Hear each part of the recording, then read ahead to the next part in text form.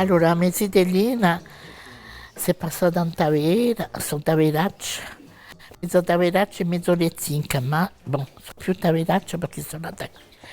Dico a Mezzitellina è qualcosa di non, come posso mica scordare talmente che non c'era nulla, ci amusavamo con nulla, ma eravamo rose. Dopo mamma, al momento di te ci chiamava, ci spogliava, metteva davanti al fuoco, piedi e scarpe per esempio. Oh, tutte queste scarpe, quando vengo a fare, mi dico, ma e lui un paio di scarpe per l'estate, per tutti i giorni un paio per cambiarmi.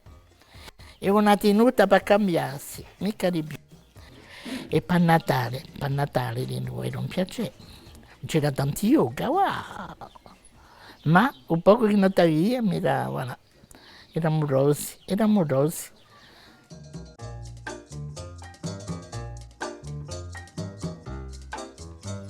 Non si può mica dire che è male, eh? Ah, va. Ma per me era meglio innanzi. Voglio spiegare una gira. A mia mamma aveva paura del gas. E prima di avere il gas, mio papà diceva, ma se era possibile questo, ma se era possibile questo. Poi un bel giorno, ha comprato il gas e giunti ha installato.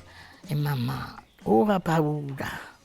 Infine, infatti, ma dopo non ricrettava mica perché l'estate faceva da mangiare fuori, avevano una cabana, l'aveva fatto una cabana, o carbone, capite? Ma dopo non ricrettava più, eh? Ah.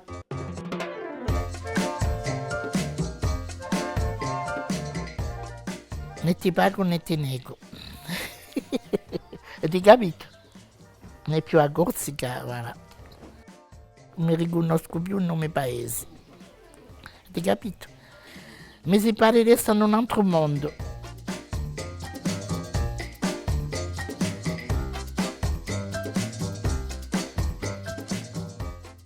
Beh, avevo una situazione e ha saluto il resto per me, il resto, che vuole dire?